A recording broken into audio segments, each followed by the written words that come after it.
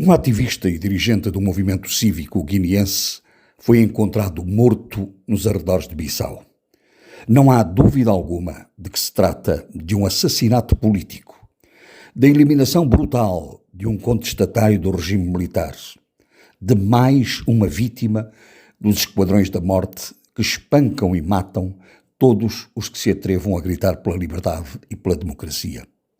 O poder instalado na Guiné-Bissau, que continua a cumprir os desígnios inspirados pelos farsantes de novembro último, usurpadores das eleições e da mudança, tem duas formas de agir na sua autopreservação.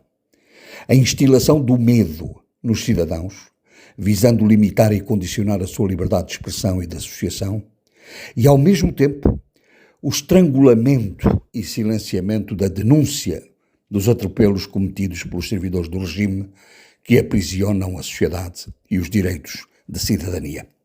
O assassinato do ativista Virgílio Luís Balanta visa a primeira, dirigir aos guineenses que votaram pela liberdade em novembro último a ameaça de soltar os tais esquadrões e poderem seguir o mesmo caminho do Balanta, de não se atreverem sequer a protestar ou a contestar o regime, de acorrentar os cidadãos a uma ditadura fardada e armada sem contenção nem limites.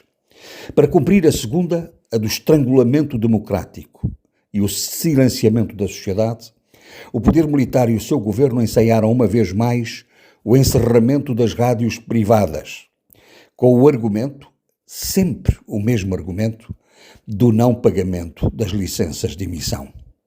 Argumento que pretende escamotear o objetivo inconfesso de transformar o país num enorme campo de concentração mental, de vazio informativo, que já vem dos tempos idos de 2022. Faz exatamente agora 4 anos. E porquê e para quê? Porque anunciaram eleições para o final do ano, insisto, vamos ver o que se realizam, e não querem olhos e ouvidos que sintam a repressão, a manipulação das instituições e a falta de liberdade. Mudam-se os tempos, mantêm-se os métodos. Estes dois modos de agir do regime, o medo e o silenciamento, é a expressão do poder ditatorial instalado no país.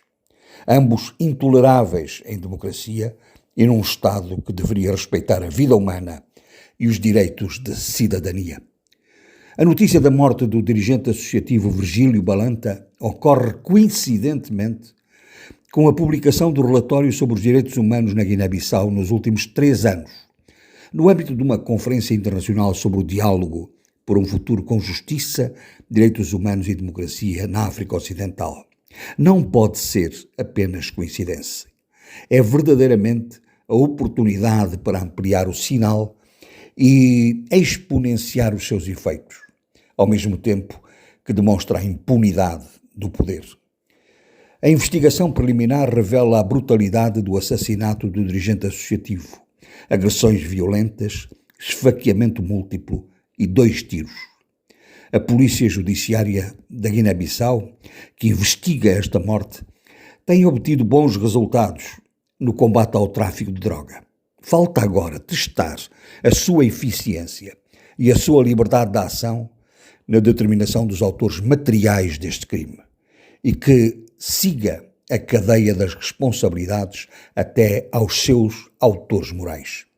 É que ainda se aguardam os resultados de investigações de outros casos de espancamentos e eliminação física, a identificação dos seus autores e o seu julgamento, revelador da incapacidade das instituições de justiça de se libertarem das amarras do poder e agirem sem medo.